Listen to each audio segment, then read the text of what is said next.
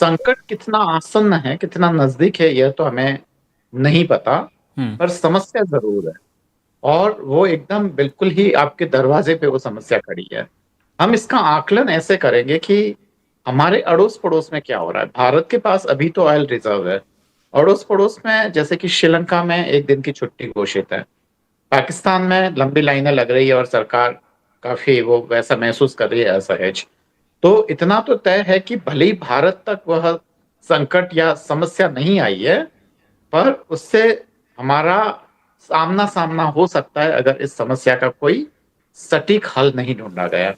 दूसरी बात ये कि जो बड़ी ताकतें हैं, जिसमें चाहे वो यूनाइटेड स्टेट हो या जो रशिया हो, चाइना हो, इन्होंने अपने बंदोबस्त कर रखे हैं और काफ़ी बेहतर तरीके से लंबे समय तक इन सब चीज़ों से जूझने के लिए उन्होंने बंदोबस्त कर रखे हैं।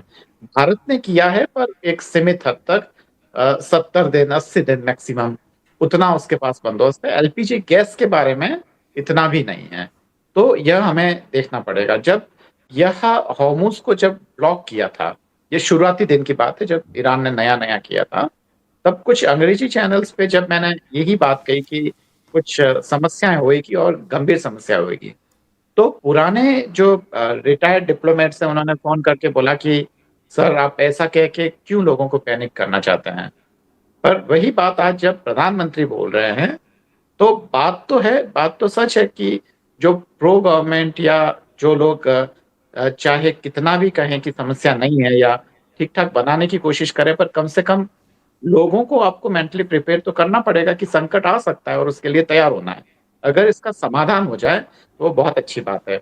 ऑपोज़िशन को मैं इस चीज़ के लिए एक प्रशंसा करूँगा कि उन्होंने इसमें सरकार ने जो लीड नहीं लिया, इस पूरे मसले पे, उसके लिए उन्होंने उसको कटघरे में खड़ा किया है। तो एक चीज़ हमें देखनी पड़ेगी कि पाकिस्तान मीडिएशन के लिए आ रहा है।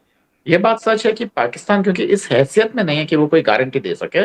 गारंटर नहीं हो सकता क्योंकि बहुत ही कमज़ोर देश है। अगर वो मीडिएशन कर जी। भी लेगा तो उसकी बात मानेगा कौन? मतलब ये भी तो बड़ा मसला है ना। तो है पर कम से कम इस अपॉर्च्युनिटी का अगर भारत इस्तेमाल करता, तो उस संकट से पार्शियली उभर सकता था क्योंकि ऐसी कंडीशन में वह अपने लिए कुछ ऐसा प्लेटफ़ॉर्म पैदा कर सकता था कि खासकर गैस और इन सब तमाम चीज़ों की आवाजाही आसानी से हो सके। हमसे एक स्ट्रेटेजिक गलती हुई है। पहले तो हम ईरान के जो पीएम थे बेंयामिन नेतन्याहू, उनसे मिलने गए। उसके बाद में जब चीज़ें उलझती हुई नज़र आई तो हमने क्या किया, एकदम अचानक से हमने अमेरिका के खिलाफ बयानबाज़ी शुरू कर दी। 1-2 बयान हैं जिसको अमेरिकन डिप्लोमैट्स काफ़ी सीरियसली ले रहे हैं और उसको देख रहे हैं काफ़ी बारीकी से। तो ऐसा नहीं करना चाहिए। ऑल अलाइनमेंट का मतलब सबसे दुश्मनी नहीं होता है। इससे ज़्यादा बेहतर है कि नॉन अलाइनमेंट ही ठीक है। किसी से हम ना रहें, जी। जुड़े ना रहें। हम अपना काम देखें और हमारी और यहाँ भारत के इंटरेस्ट स्टेक पर थे। ऐसे में भले ही यूक्रेन और रशिया वॉर में भारत मीडिएशन ना करे, क्योंकि इसमें भारत को किसी पराई चीज़ में टाँग अड़ाने से फ़ायदा नहीं है, पर यहाँ तो इंडिया के इंटरेस्ट स्टेक पर है। ऐसे में उसको क्यों नहीं एक्टिवली करना चाहिए? और ख़ासकर जबकि ये पूरी लड़ाई है आपके दरवाजे तक है। अगर पाकिस्तान थोड़ा-सा पार करके आगे निकलेंगे तो ईरान आ जाता है। आपका पूरा इंडियन ओशन डिस्टर्ब हो रहा है। डियोका गार्सिया में उसने मिसाइलें दागी है, वो लगी नहीं एक अलग बात है। तो क्या खतरा आसन्न नहीं है? वो तो इंडियन ओशन में ही है ना। वहाँ से कोई भी मिसाइलें दागी जाती है तो भारत तक भी तो पहुँचती है ना अगर मान लो अमेरिका या कभी भी संबंध बिगड़ते हैं। तो खतरा तो है इस पूरे हिंद महासागर में भारत कम से कम अगर रीजनल पावर होने का दावा करता है, तो इसको इन सारी ताकतों से फ्री तो करना पड़ेगा। जब अफ़गानिस्तान तक सोवियत यूनियन की फ़ौजें आ गई तो हमारी चिंता तो बढ़ ही गई थी ना, क्योंकि बिल्कुल। सोवियत यूनियन कह रहा था कि तो वही बात है मुकुंद साहब, जो मुझे लगता है कि इन सब चीज़ों को हमें काफ़ी गंभीरता से लेना होगा। जी। जी। सिरोही सर, एलपीजी को लेकर तेजावत सर ने कई सारी बातें क्लियर करने की कोशिश की, बताया। इसके साथ ही एक और जो तेल संकट हम देख रहे हैं, चौतरफा वीडियोस हैं, लोग घर की टंकियां लेकर, घर के पतीले, अभी तो टेंट हाउस से कई वीडियोस आए हैं कि लोग पतीले ले लेके पहुंच गए हैं कि इसी में दे दीजिए, इसी में लेके जाएंगे, जमा करके रखेंगे। इसके अलावा देश का कोई कोना ही नहीं छूटा, मध्य प्रदेश हो, इसके अलावा अपना दिल्ली एनसीआर हो, हर तरफ इस तरह के वीडियोस नज़र आ रहे हैं। और उसके बाद सरकार के कुछ ऐसे आप बयान कह लीजिए या फिर ऐसे कुछ निर्णय जिसमें से एक्साइज ड्यूटी घटाना एक और पहलू हो सकता है। हमने देखा नायरा ने 5 रुपये बढ़ाए थे, उससे पहले प्रीमियम पेट्रोल पे 2 रुपये से अधिक बढ़े, डीजल पर 22 रुपये से ज़्यादा की 22 रुपये की बढ़ोतरी की गई।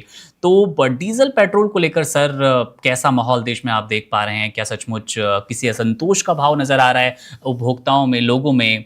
और सरकार जब एक्साइज ड्यूटी हटाती है तो इसके पीछे क्या मकसद नज़र आ रहा है? क्या सचमुच अब डरने वाला माहौल बन गया है देश में पेट्रोल डीजल को लेकर स्पेशली? मुकुंद जी, हमारी बदकिस्मती ये है इस देश की कि जब भी कोई संकट आता है तो सबसे पहले आदमी का इतना सेल्फिशनेस होती है कि वो सबसे पहले अपना पतीला भरा होना चाहिए, चाहे पड़ोसी का पतीला बिल्कुल खाली रहे। ये हमारी प्रवृत्ति है और ये हमने कोविड में भी देखा है। लोग जो है सड़कों पे जो है बिना ऑक्सीजन के मर गए और लोगों ने इस ऑक्सीजन के सिलेंडर्स की होर्डिंग करी और उसको जो है बहुत बढ़ते चलते दामों में भेजा, चाहे वो सिलेंडर थे, ऑक्सीजन सिलेंडर थे, चाहे वो दवाइयां थी, कुछ भी थी। अगर भारत सरकार कोई प्रिकॉशनरी मेजर्स नहीं लेती है तो ऑपोजिशन उसको घेर लेती है, जी आपको पहले करना चाहिए था, अब आप क्यों फायर फाइटिंग कर रहे हैं। तो ये अगर भारत सरकार ने अगर एक्साइज ड्यूटी कम कर दी है, प्राइम मिनिस्टर भारत का जो ये कह रहा है कि भाई हमको एकजुट के होके रहना है और ये संकट है, इसका मतलब ये नहीं है कि हम जो है उस संकट को और बढ़ा दें।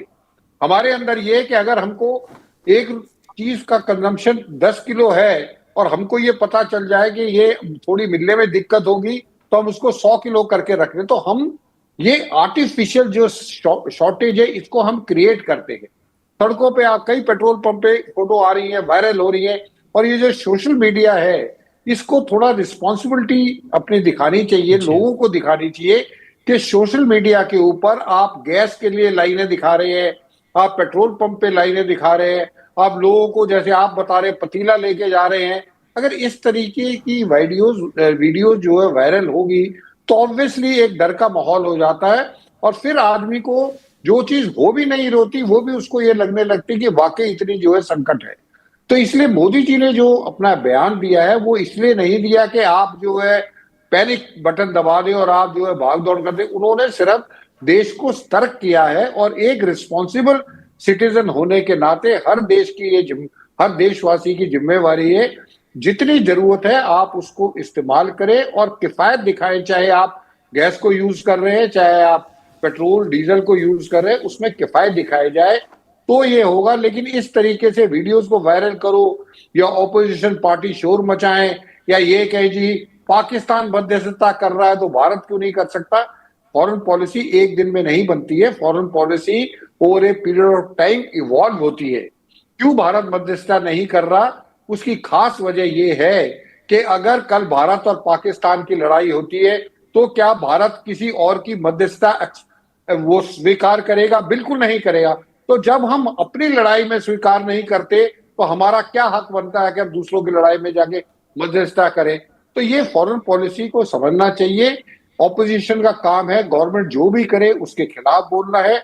ऑपोजिशन रिस्पॉन्सिबल नहीं है, ऑपोजिशन रिस्पॉन्सिबल होनी चाहिए और देश के साथ इकट्ठे होकर चलना चाहिए। जी मुकुंद जी। बिल्कुल सर।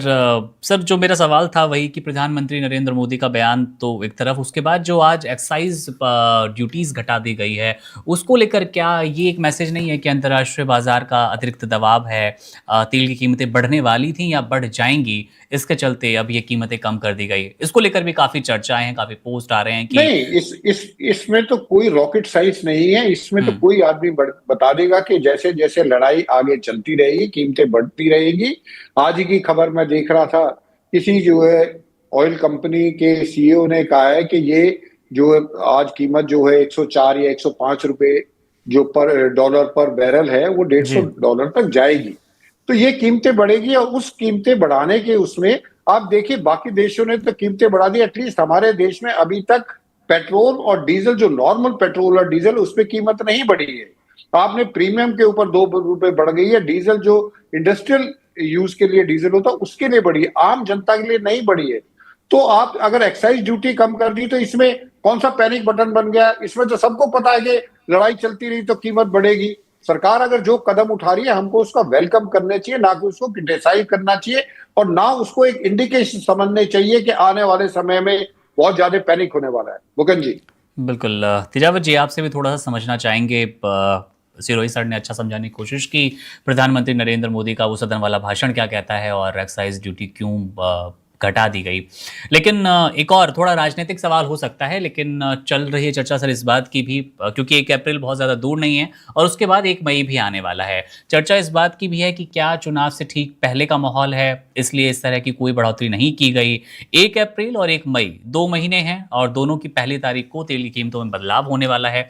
कैसे देख पा रहे हैं सर देश में इस संकट की घड़ी में, स्पेशली आने वाले दिनों में तेल की कीमतों को लेकर?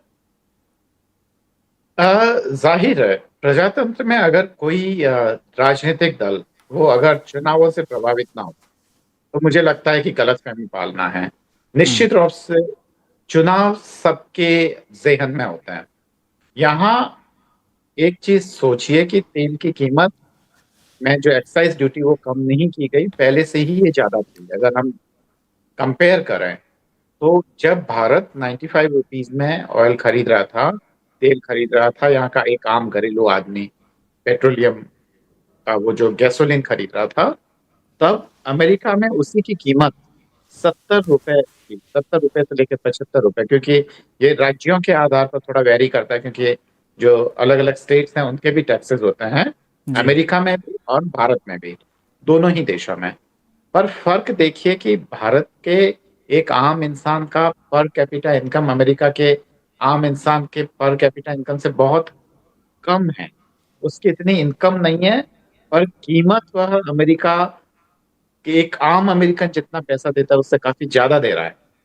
तो ऐसा नहीं है, बस हाँ, ये कहना चाहिए कि संकट को देखते हुए और इलेक्शन या चुनाव या तमाम जो भी मजबूरियां हैं उसको देखते हुए इसकी कीमत जो है वह बढ़ने नहीं दी गई है, जो पहले से ही ज्यादा है, क्योंकि हमारे यहाँ जो गैसोलीन है उस पे बहुत सारे टैक्सेस हैं।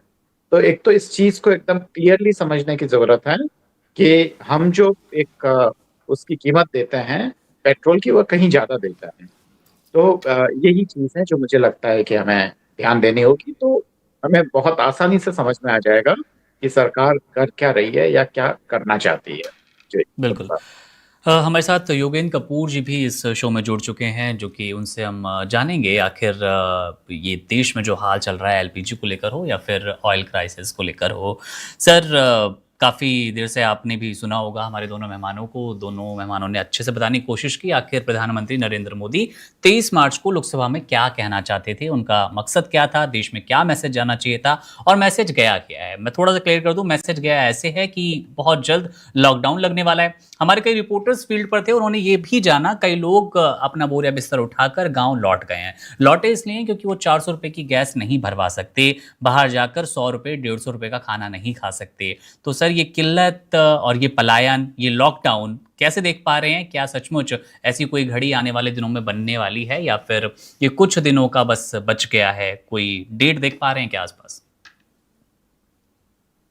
देखिए, सबसे पहले मैं ये कहना चाहूंगा कि गवर्नमेंट का जो काम है वो है गवर्नेंस।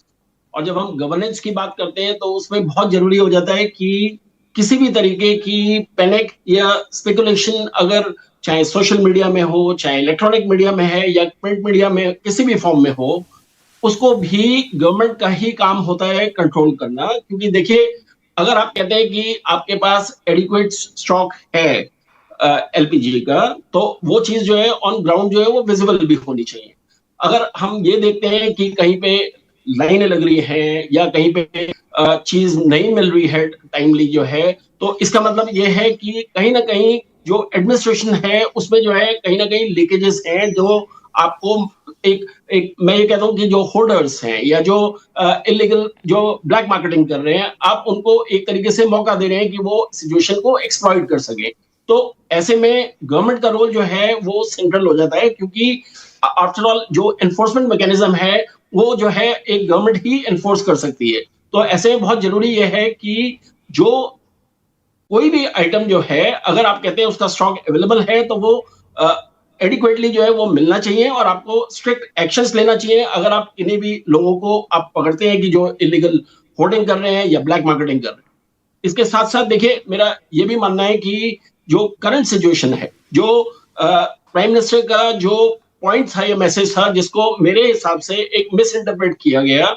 उनका पॉइंट ये था कि जैसे कोविड के समय में हमने एक एज अ टीम इंडिया काम किया था, जिसमें चाहे सेंटर हो, स्टेट्स हैं, या एक कॉमन आदमी है, या बिजनेसेस, आप सबको जो है अगर मिलके जो है किसी चुनौती का सामना करना है, ऐसी सिचुएशन जो एक अपने आप में एक इशू ऑफ नेशनल इंपॉर्टेंस है, तो उसमें जरूरी हो जाता है कि अगर कोई भी विंग साथ में मिलके काम नहीं करता है, तो आप ये देखिए कि आप एक तरीके से एक प्रॉब्लम को या एक जो सॉल्यूशन जो निकल सकता है किसी चीज का, उसको जो है प्रोलॉन्ग कर रहे हैं या बढ़ा रहे हैं।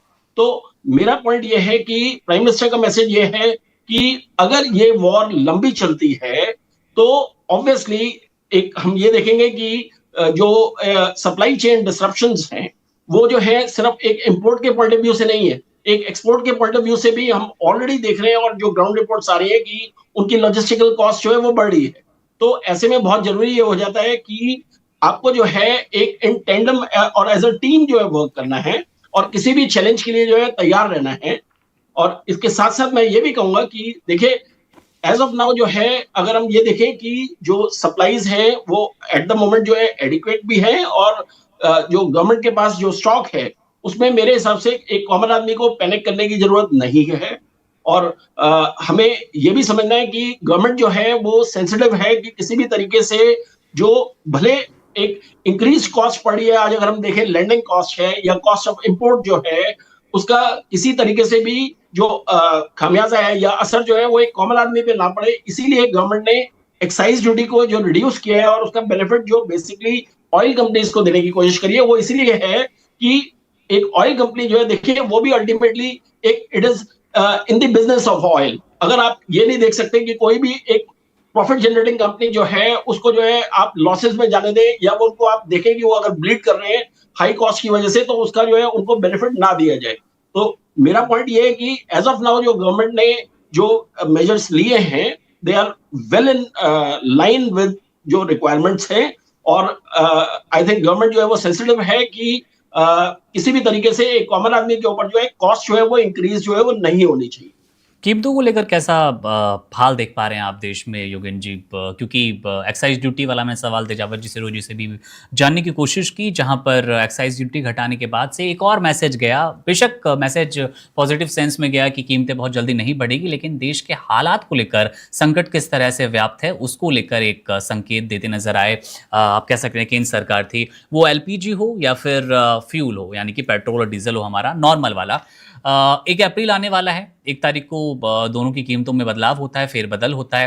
क्या बढ़ोतरी की उम्मीद देख रहे हैं या कुछ घटने वाला है?